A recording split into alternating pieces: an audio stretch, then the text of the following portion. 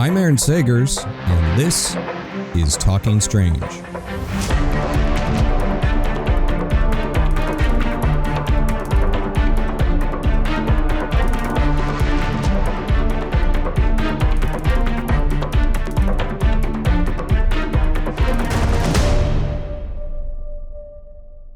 Hey there, spooky nerds. Welcome to Talking Strange, the paranormal pop culture show. I'm your host, journalist, author, researcher of weird things, Aaron Sagers. Also from 28 Days Haunted on Netflix and Paranormal Caught on Camera on Travel Channel and the Max streaming service, which is now filming its 7th season.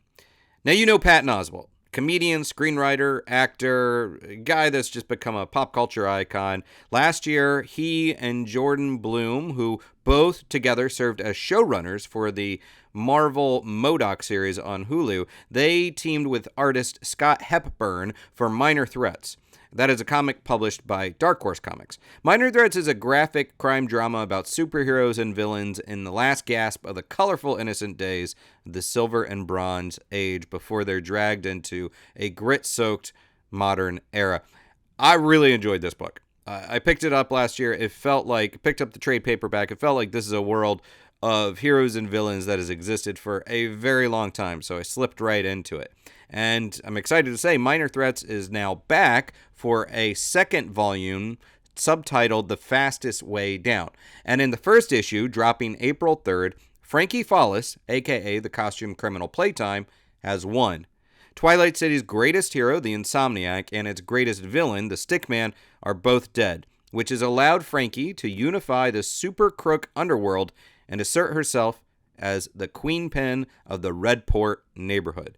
But Frankie is feeling the pressure from every side. Rival gangs are challenging her authority, her partner Scalpel is pushing her to legitimize her empire, and the act of murdering the Insomniac, spoiler alert, has broken something deep inside her.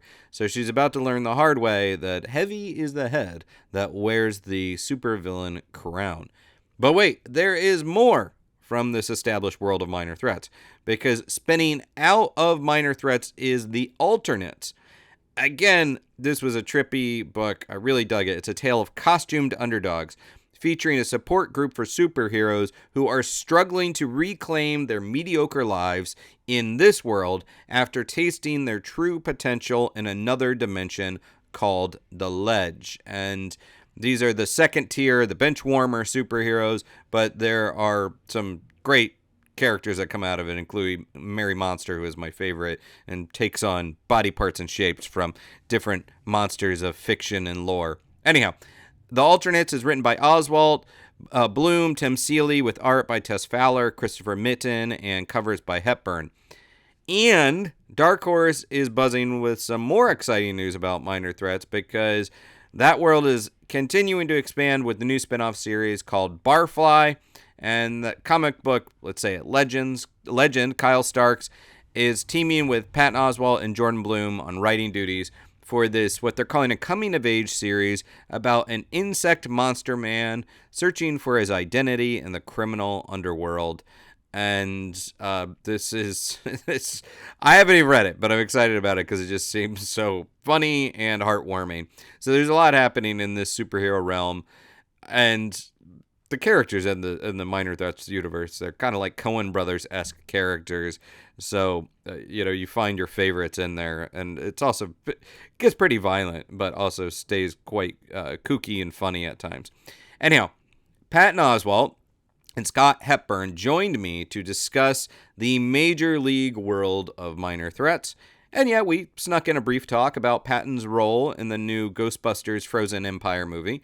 And I do try my best to get some info out of him about the future, even the paranormal future, of Minor Threats.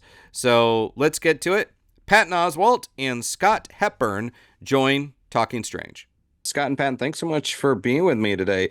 Man, first off, of course, the Minor Threats Fastest Way Down, Volume 2, that kicks off April 3rd. And then the Alternates trade paperback from the world of Minor Threats we get on April 17th, and down the road this summer we have Barfly. First thing, guys, I really love this world. As a comic book nerd, I I feel like I was dropped in the middle of this minor threats world, and I kind of got it right away. It was something that was both familiar, even though it was very fresh. I guess to begin with, looking back a little bit, was there this caution exercise to not not make it a little too recognizable to sort of the DC and Marvel universes out there? I mean, yeah, Patton. I mean, we had, it was based originally based on a Batman story idea that I had. So we really did kind of go out of our way to make these more universal tropes and give these characters their own personalities rather than do this weird Easter egg hunt, I guess. I wanted it to, but you said how you felt like you've been dropped into the middle of this world, which I'm glad we achieved that. I wanted that idea of, because I wanted to recreate what it is that Frankie's going through, which is she is sort of feeling the enormity of what she's stepping into. Everyone is feeling the enormity of things changing. So in order to give the reader that feeling, we wanted that little bit of disorientation at the beginning. Yeah. And Scott, from I obviously through the trade paperbacks, it's cool you get to see in the background sort of the evolution of these characters and their character designs. Even though some of these might be the analog to a Batman, they're obviously distinct enough. You might think, oh, okay, Stickman kind of reminds me of a Joker character, but obviously looks very distinct. Talk about sort of designing those guys that would evoke these characters we might be familiar with from other stories, but also going off in your own way. Yeah, it was a fun design challenge for sure. I try and think of all of our characters. I'm aware of the archetypes, and Jordan and Patton. I kind of let them be the ones that measure how much and to what ratio of that our story is guided by, and then I just treat it like a lot of these characters are kind of golden age, silver age ish feeling. So I kind of just put myself in the bullpen of a comic book artist in 1974 and be like, genuinely, what I got this script and it says this guy is the brain tease or Stickman or whatever, and what would it look like? I just draw it as if I am in that, in the same place that these characters would have been when they were designing themselves, and I just sort of treat it as genuinely as possible. I kind of forget, once you're two steps into dealing with the characters, I kind of honestly just forget all of that backdrop, all the baggage of any kind of what we're basing it off, and just treat them like brand new. It's a brand new world for me. Yeah.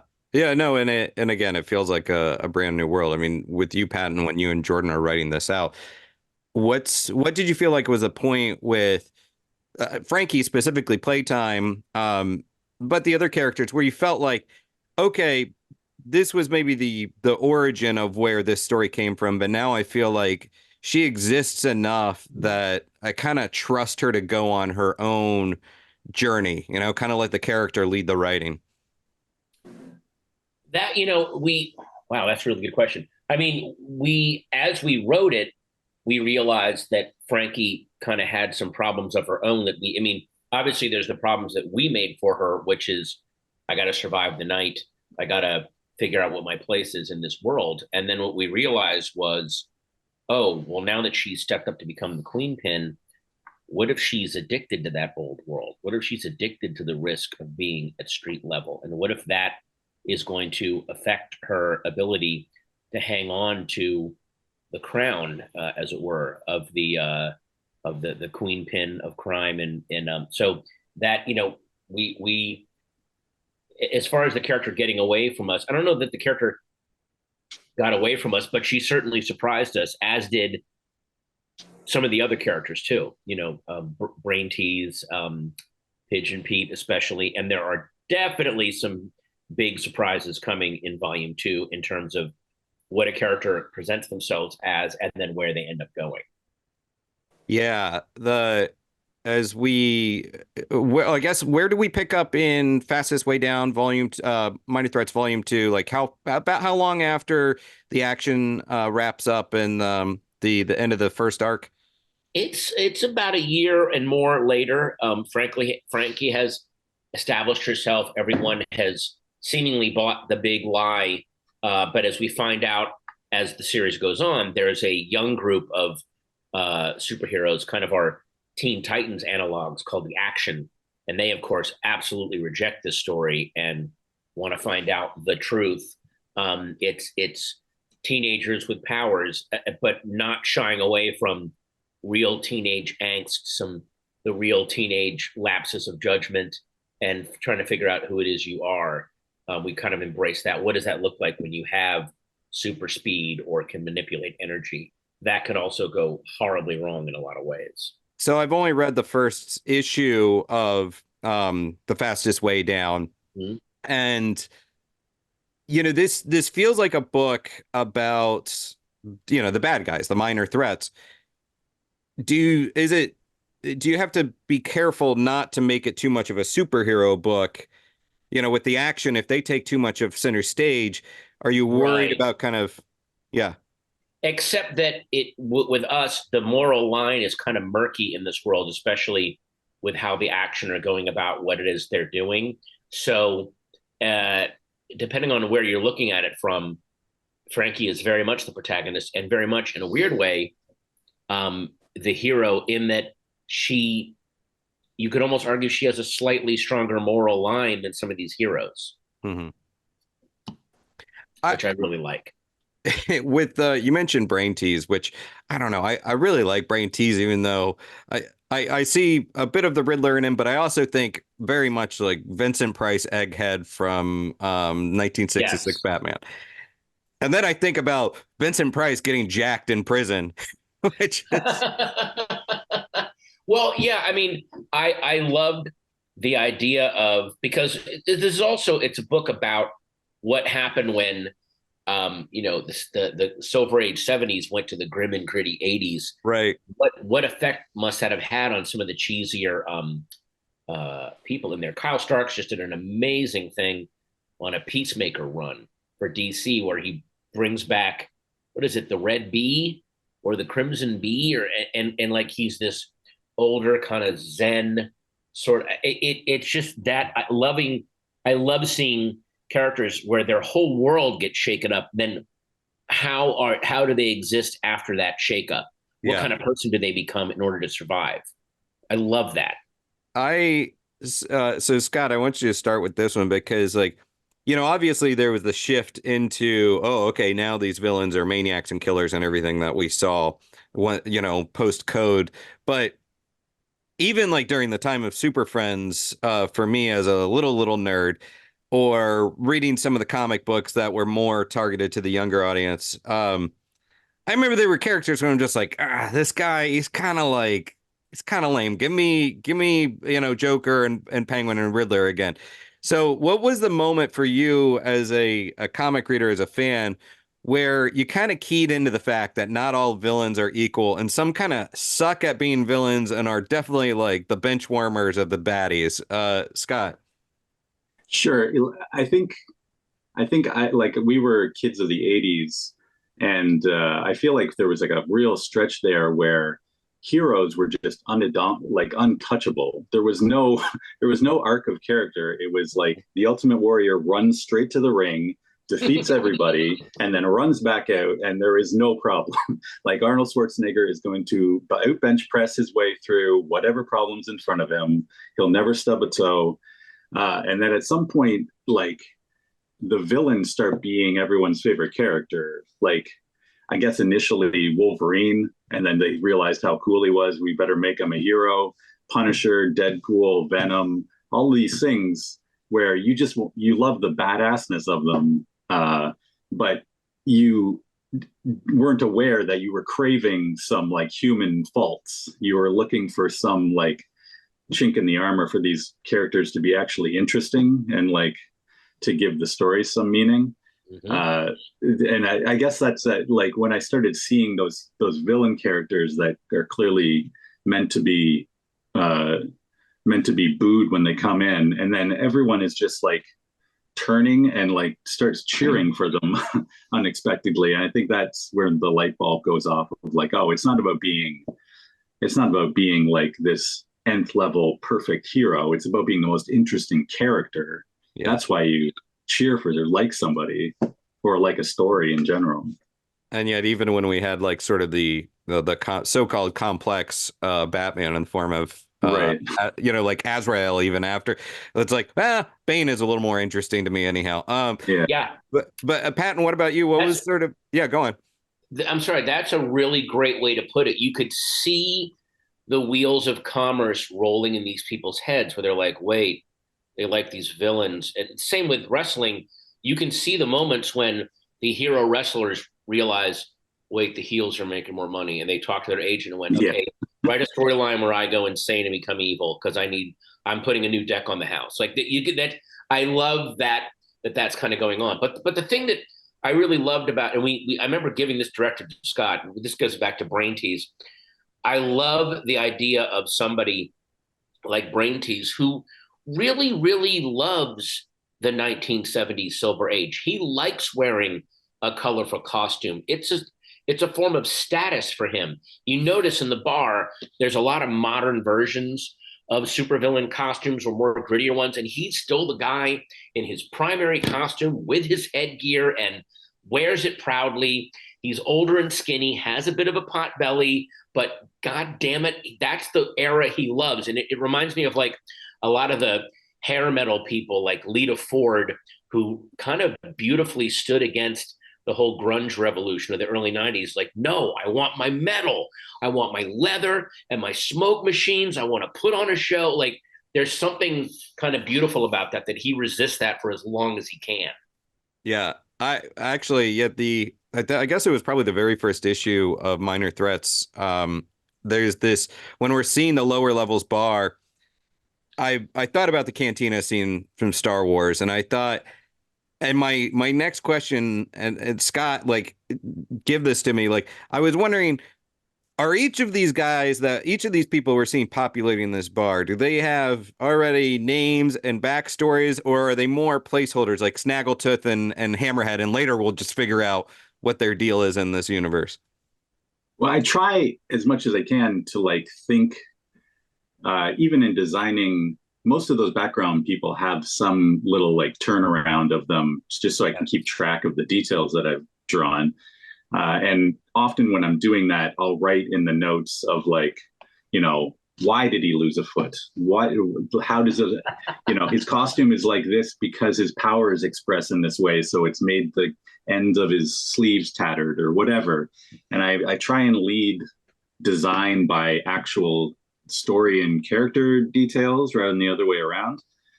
Sometimes I'm just drawing something fun. And then it spirals into something else. But a lot of times you're drawing something fun sparks even more creativity, which is where we got Barfly from. He drew this little figure, human fly hybrid in a punk rock coat with punk rock buttons on, sitting at the bar, and Jordan and I totally fixated on him. I mean, there's so many other people he's drawn in the background but Kyle Stark saw that and said, I got a whole story for this. And I think it was that. And then also did Gridiron Ghoul come from you? Yeah. So there's a guy named the Gridiron Ghoul. We didn't write the Gridiron Ghoul. He drew it in the background, and there's a whole, what is that story? What is he doing? I mean, again, that kind I try to imply as much as I can with whatever visual I'm giving. I'm trying to like imply at least a rich history, and then maybe the specifics of that aren't, I don't nail down entirely, but hopefully can roll into something. And then just by the amount of moving parts that we have, Patton will have like, I had an idea for some like teen storyline thing where that thing kind of fits in. It's like just with enough time, you'll find places for a lot of these characters to fit in organically. In the Fastest Way Down first issue, we kind of see like sort of the evolving politics and dynamics of Redport, this neighborhood in Twilight City. And first off, I gotta say, I freaking love the Holiday Gang. I don't think it's spoiling anything to say that. I really want to see more of these guys. And I guess You know what the Holiday Squad was? It's from an old notebook, and Scott and I have talked about this, and same with Jordan. Growing up, I would draw horribly, by the way, and write out supervillain and superhero teams and what I thought they should look like. And I had a thing back in the '90s called the Holiday Squad. I never knew what I was going to do with it, and then suddenly it came up here, and then his designs for it were the one. I think the one design I had a hand in was I just wanted Peter Cottontail, Yeah. be a guy going, look, I need a job in this team. If the thing is that I got to be the fucking Easter Bunny, I'll put ears on and that's it. Like the other Yeah. people are really committed. He's the version of like the session drummer in Kiss. It's like, guys, I'm not going to wear the fucking cat, man. I'm not going to just look a goddamn kitty cat. All right. I'll teach Peter Criss the chords. He can go out in the road with it. I'm not doing that shit. All right. And I love that idea. And he nailed it so perfectly too. He just the poor guy looks so beaten down in his stupid bunny ears. Mwah! It's just I was thinking about with him that and I guess we got this with sorry, Snake Slayer, Cobra Guy, from Snake Stalker. Snake Stalker. Again, it made me think of like, the 1966 Batman of like these guys that are like, all right, I'll go work for the Riddler. I need a gig, and sure, you could put whatever name tag on me as Goon. It's like the cartoon from the Flintstones, the pterodactyl that's like, it's a living. That idea. I mean, one of my favorite parts of I don't know. A lot of people didn't notice this. I noticed it immediately, and I thought it was brilliant. In Mission Impossible: Ghost Protocol, when Tom Cruise goes to see the weapons dealer near the end, the guy that takes him to see him holds up a knit cap with the eyes and mouth zip, and it's the same guy that did it in the very first movie. And he's kind of smiling like, this is what I do. Like, I just work for whoever hires me. And Tom gives look like, oh yeah, you. Like they're all in this world together. Like, oh, it's a living. I love that. Yeah. Yeah. Henchman got a hench. A henchman. I gotta, who's gonna work for me, man? Do you with this kind of new arc? I don't know if it's really spoiling anything from the end of the first volume. That Playtime has a pretty big kill at the end there. You could say it if you'd like. Is this kind of her first kill, and is this going to be a theme about how it haunts her throughout, how it's changed her throughout this arc? Yes, that is very much a thing that kind of will eat away at her, only because, and again, I think this is a very human thing. We all want to think of ourselves as justified and good. We want to be loved and understood, and that's one of those acts where it's like, oh, am I the bad person here, or am I weak? Was I acting out of fear? That's something that will really, really, and also, again, it gets back to the theme of the first one, which is, I want to be a career criminal. I don't want to fucking murder people. I want to, real professional criminals are all about, it's not that they are squeamish. They're just like, I don't need murder on this. I'm coming here to rob this bank. Would everyone just calm the fuck down and let, you know what I mean? Like, it's that kind of, can we all just be professionals here? And so that she had to step over that line, and she is really shook. Yeah.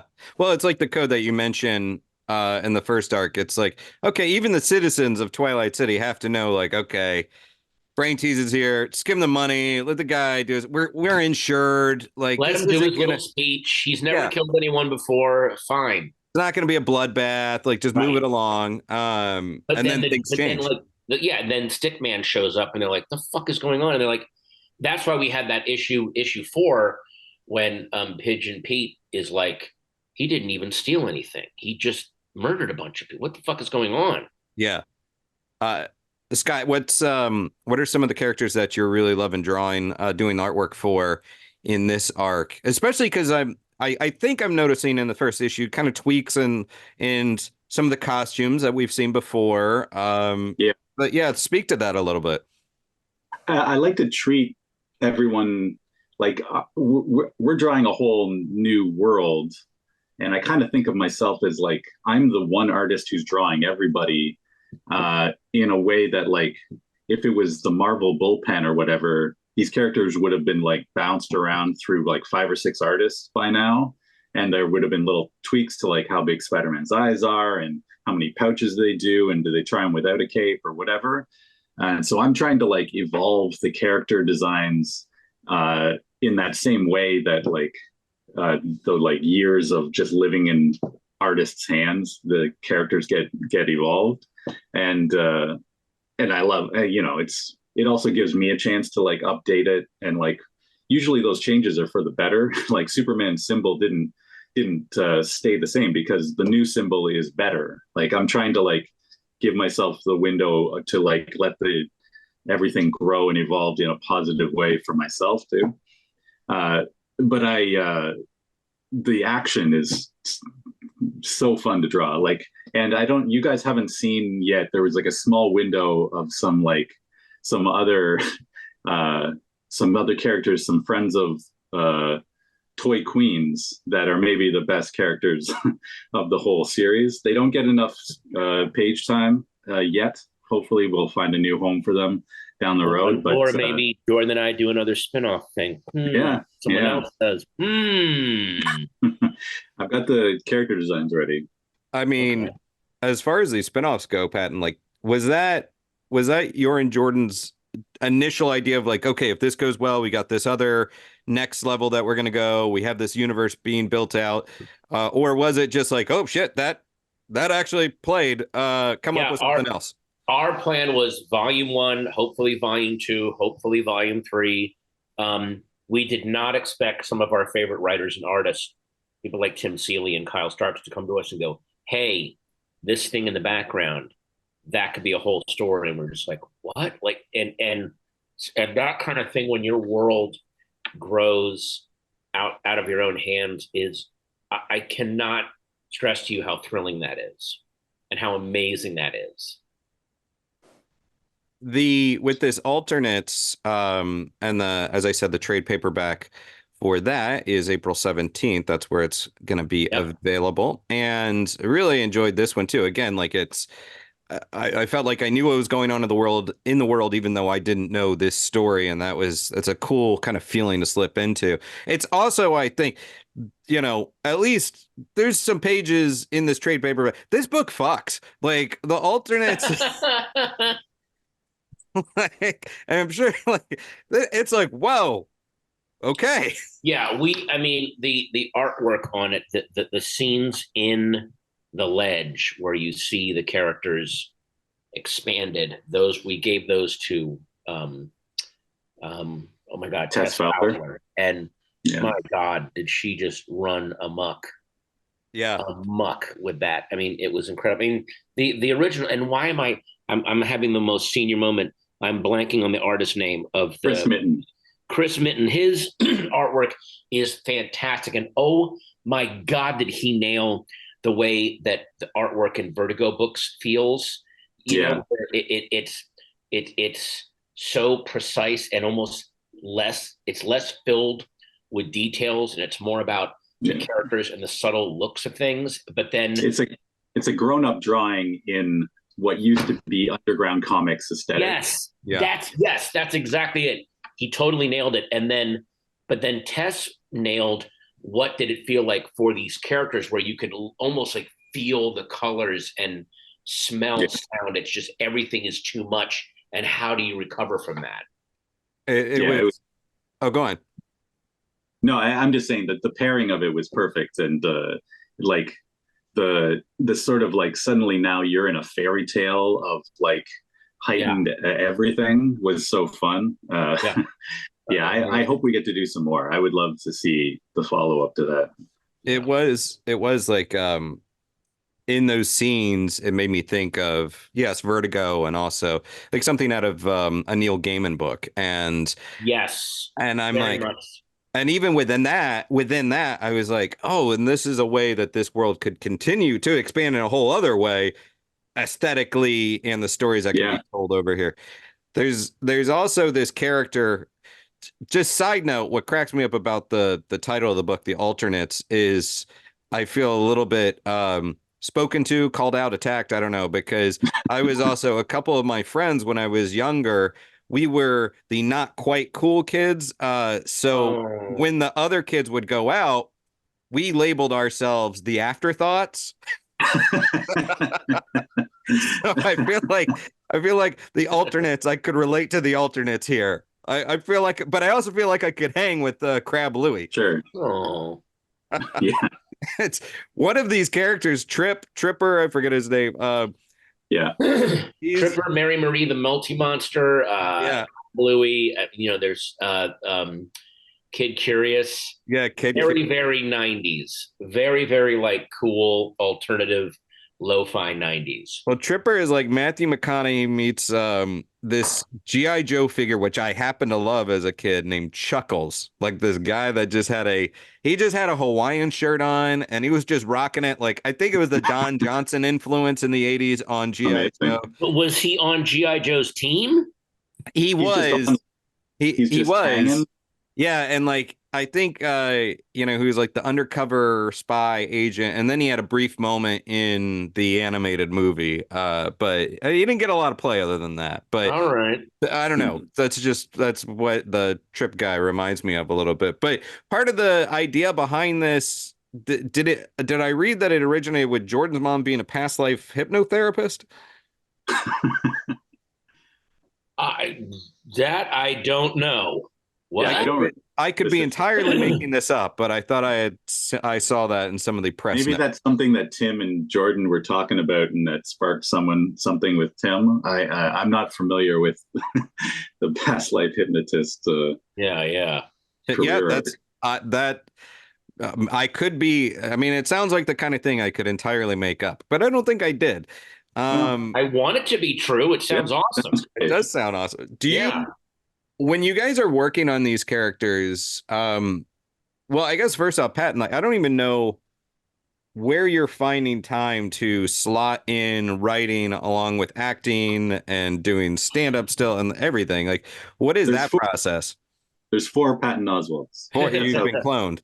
Sometimes I don't. There's days when I'm just like, there's a lot of days instead of having, I would love to say that I have a nice, steady writing schedule, but there's some days where I can't write for a few days because I'm on airplanes, I'm in hotel rooms, I'm doing interviews, I'm acting. And then there's one of those days off where I just like have this writing orgy where I just go for hours and hours and try to catch up. So this is a process of trying to figure out how to really schedule and map everything out. But, luckily this is something that it's not like I'm going, oh God, I got to go write, or like, this is something that I want to go do to relax. So, it's not like writing is torture, if that makes sense. Writing is really fun for me. Yeah, you get to go play with the action figures in your head. That's exactly. Where's the balance between what you're writing, what you're putting to paper, and Jordan? Like, how do you guys kind of attack it? I don't think we've really found it yet. We were kind of going back and forth. I mean, a lot with, he's amazing with plot and mapping out the scenes to kind of deal with all of my big sloppy ideas of like, but she feels this way, so maybe make it do this, and and then he knows how to scoot that along where it's not just me sitting there wool gathering. Mm-hmm. That makes sense. What about you, Scott? Obviously, you've worked done art for like so many books, so much work, but when you're attacking this kind of thing, how do you get into the mindset of this world? Is it through music, or how do you put on that hat for minor threats? Yeah, I don't know. I always try and treat, like, even my Marvel gigs, I would try and treat it like something I've got a little more say in than I actually do. But there's been some, like, this is kind of the version of the job that I've always wanted it to be, where I'm contributing and I'm like building out visually pieces that can be used in the story rather than just facilitating a script. I'm like actively a part of the inner circle of what the world will be. I think I've just been waiting for this job. Like, this is by far I feel like I've got like a place to put good ideas, or at least fun ideas. Whereas before, you're almost you're almost causing problems. Like if you start pitching, what if this character did this, or I had this idea for like a take on this visual thing, and could we work with, like, you're just causing problems now for for the writers and editors who already have a timeline and they've got like a script outlined already. So you're really not that's not the role for you when you're doing work for hire stuff with the main two superhero publishers. But here, there's like, they came to me before there was a script and were like, here's what we're thinking, here's how the story's going to play out. And then it started sparking things. What if we had a neighborhood like this? What if there was like details in the background like this? I'm trying to seed as much like visual things to work with for myself going in. And then that just starts snowballing. They're much more experienced writers, so they see the value in things and like, oh, that's cool. If we tweak it like this, and we could plug that in over here, and that becomes a thing. And I start seeing how they're using stuff and like learning how to feed that machine better. It's a very satisfying situation. I love this gig. I don't want to sound lazy, but we did learn very early on we could describe an atmosphere or a place or an interior and know that Scott will fill it with details that will spark even more stories and ideas. So, it's great knowing that we have that resource, that Scott's brain is going to look at our writing and go, oh, I know how to populate this. Yeah. Well, and pardon me for forgetting the name of the neighborhood or the section of Redport that's sort of the time, the wibbly wobbly time section, but the artwork on that is just freaking gorgeous, where I was looking at that, just kind of lost in it and picking up details. And then when I reread it again, finding new details, it's so much to kind of, it's a nice tasty treat to chew on. And I kind of, with that in mind, I mean, you sort of spoke to this, Scott, but I mean, I guess Patton add to this that obviously you've worked in sort of the established, superhero worlds that we know. Is it not that you have to pick one or the other, but is it just ultimately a little bit more satisfying for you to play with the toys that you made in your own sandbox of your creation? 1,000%. I've been watching that the three body problem on Netflix. I don't know if you guys have been seeing that. That's why I have the three body solution analogy on my brain. But it's like the chaos of the three body problem. There's a writer and an artist can put out a predictable thing. Once you start adding this third element of like other ideas and like pitching visuals, and it just puts like so much chaos into the mix that the creative outcome becomes unknowable. Like, and that spiraling into other artists thinking of something, it's like there's no algorithm that could predict the outcome of that. And it's just like the thing that makes it so much more satisfying is like, I couldn't have guessed how this would look, when I started it. Whereas, I draw a Deadpool issue, I kind of know more or less how it's going to go and what it'll look, it's fun, but there's a lot more richness and like creative fulfillment in work like this. Yeah. I mean, Patton, for you, I mean, I guess I'm curious, like, obviously I want to know, I don't know if you can answer, like, kind of what you're all building to with this kind of quickly expanding universe. But, on one hand, you think about convergence of characters, someone that we saw in this book showing up and not necessarily team up, but convergence, or people taking on mantles of heroes that have died or villains who have died, or flashbacks to what this universe was like, in the past. Are those all things that you're now kind of grappling with as we're into volume 2, minor threats? We're getting Barfly. We're getting, we've got alternates. I don't want to say where it is we're going. We do have plans, but right now, I don't really want to say because there's still, some of them are formed. I just don't want to spoil anything, and other ones are still forming. And I know that that's very frustrating, but I have to leave it at that. No, okay. I guess perhaps for you personally, are you more fascinated in stories that go bigger, or stories that kind of go smaller with characters, more kind of intimate and insular? I always like smaller stakes, but if you're going to make the thing bigger, if you're going to make the plot and the stakes bigger, if you do that, if you wait to do that until after you know all the characters and know who they are, you can then keep the big scale intimate. So that's what we're hoping to do down the road, and that's all I'm going to say right now. Sure. Sorry, that's all. No. God, of course. I mean, I wouldn't be doing my job if I didn't ask you, but you wouldn't be doing your job if you didn't stonewall me a little bit. Okay, good. But no, I get that. Are you as is there any kind of skill set from being a comedian and writing comedy that you have found ends up being a helpful muscle for working in comic books? Not really. There's such different forms of communication and structure. I find that my time writing screenplays and for TV, that really helps with comic books, because if you can visualize your artist as your cinematographer, that's a great way to kind of get your ideas across in the script. So for me, I haven't really seen a lot of crossover. Yeah.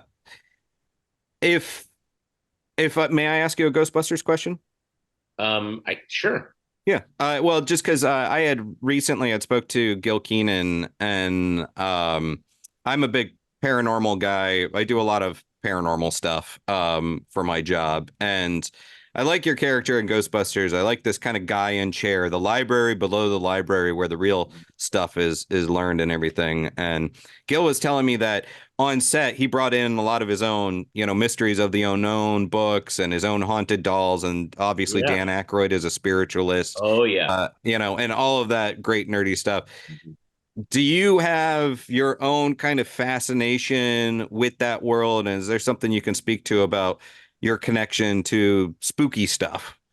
I have a fascination with that world. I've just never encountered it. I've never had a paranormal experience, and I'm surrounded by people, friends and family who've encountered the paranormal, but I've never seen a cryptid, UFO, ghost, time slip, nothing like that. It's just I'm either vibrating on a frequency where that world doesn't touch mine, or it just, they're waiting for one big thing to happen to me. I don't know. It just hasn't happened yet. Yeah. So I'm fascinated with a world that I've never encountered, if that makes sense. Did you have any like urban legends or creepy house at the end of the block from when you were a kid? We just had and this was the 70s and 80s. So, and we're living in the Virginia suburbs. So it was all the generic stuff, like 3 or 4 generations down. We didn't have any of our unique stuff. And I know that there were certain neighborhoods that have had unique urban legends, but Sterling, Virginia definitely didn't have one. Yeah. How about you, Scott? You grew up with any like legends or fascination with spooky stuff? Man, I wish. I've been looking for ghosts and aliens in the night sky for as long as I would love it. Yeah. I would love to see. You know what I mean? So cool. Yeah, it would be amazing. I don't know if I'm a skeptic exactly, but I think if I think about it on a realistic level, life is so weird that it can't be like, what's the difference? How much weirder is it really that there's a vampire than that anything is at all? That. I agree. I think it's just a way to express how that, your human subconscious is like, really like, what the fuck is any of this? There might as well be aliens. I'm kind of, I maintain skepticism. I think there's weird stuff out there, but also a lot of bad wiring and leaky plumbing in the world. But I've always thought that being a kid that was so steeped in sci-fi novels and fantasy and comic books and horror and all of that has kind of laid the groundwork that if there was a giant alien ship or whatever that emerges over New York City, hopefully my brain would be prepped enough to be like, well, I kind of expected that one to happen. But maybe the groundwork is laid a little bit. There's an interesting theory I've always heard that things we see in the sky are just reprocessed by our brains into things that we can handle conceptually. That there's actually something way much bigger and cosmic and meaningful going on when you see a UFO. Just from the fact that in the 1800s, there were all these reports of like massive flying ships, dirigibles, and like, in other words, you just see an advanced version of the technology that you can already handle. Yeah. But they didn't see massive flying ships. We're not seeing UFOs. It's actually something else that our brain isn't ready to process yet. It's real weird when you start looking into stories of people that have like Santa Claus sightings, even as like some adults, because you're like, it's almost like that's just what their brain is beaming Exactly. back. Well, that's what we can handle right now. Is there, I know within the alternates, we see more of the magic side of the Minor Threats world, and we see in Minor Threats Volume 2, Playtime has kind of outlawed magic in Redport. But is there sort of a world, a Justice League Dark, a group of sorcerers in this world I mean, again, you may not be able to talk about it, but is this something that's coming up perhaps in the upcoming pages of Minor Threats? I cannot say, and I'm sorry. Okay. So sorry. I'm not trying to be coy and clever. I truly cannot say. No, I understand. So what, as far as with this volume of Minor Threats, though, are we looking at sort of a return of a lot of characters that we've already kind of dipped into, or do we have some kind of new threats that we hadn't seen yet? You tease out. I'm not saying reveal. Tease. Trust me, there are threats external and internal and cosmic coming. I'll leave it at that. Wow. Okay. That was actually more than I expected. Also, I didn't expect cosmic. Well, you'll see. You'll see what cosmic means in this world. I think what you guys have shown with this Minor Threats world is that, for me anyhow, like, first off, I think the whole phrase of superhero fatigue is tired and cliche. It's sort of like elevated horror. It becomes this thing that people throw out in interviews. So I dislike it.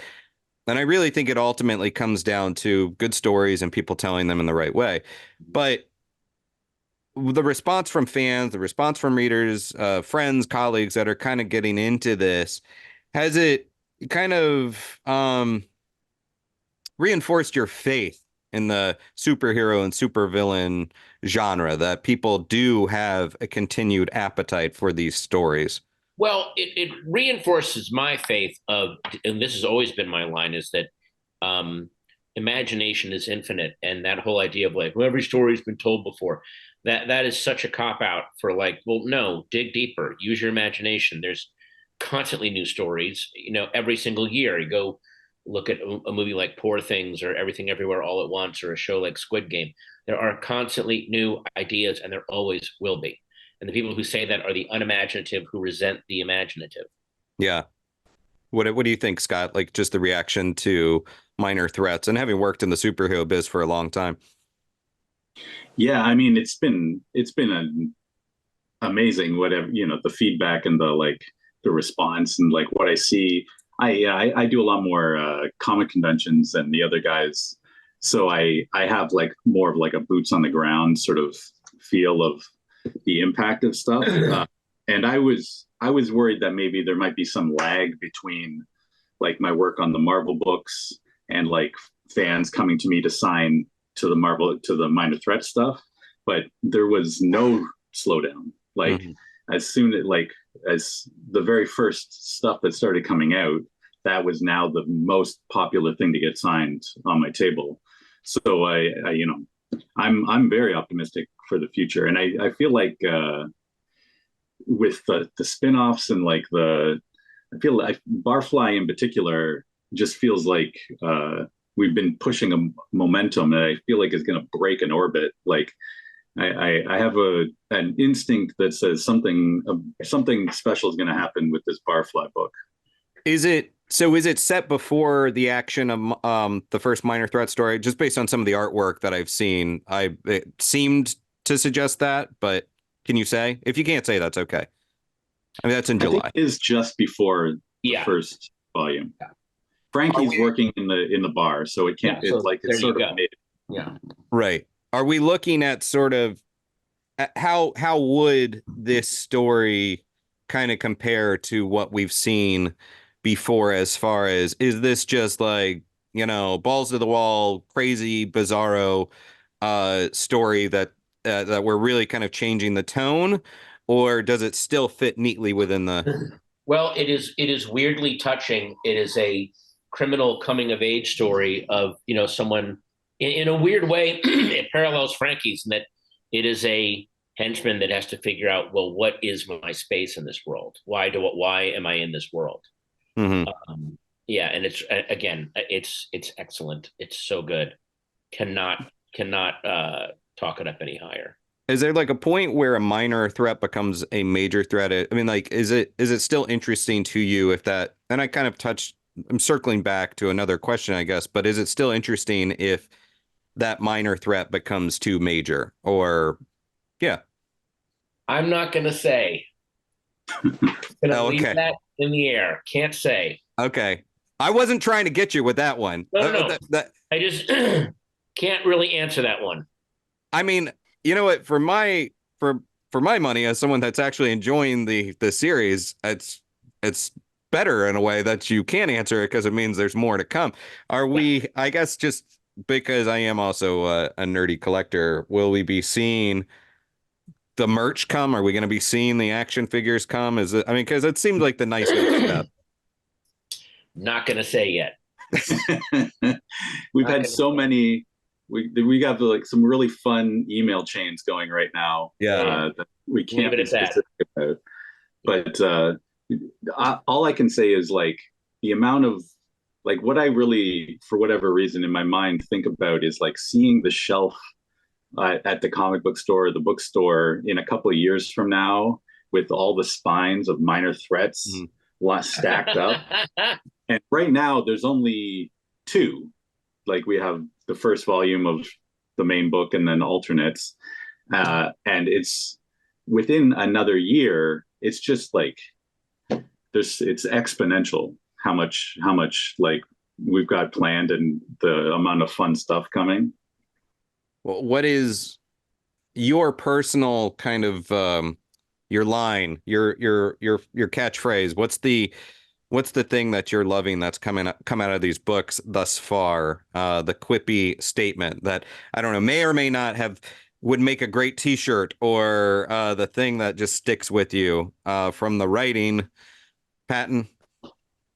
Oh my God, I'm so bad at this. I don't have the quippy thing. I don't. Oh man, I don't have that. I can't boil it down into like a little quippy thing.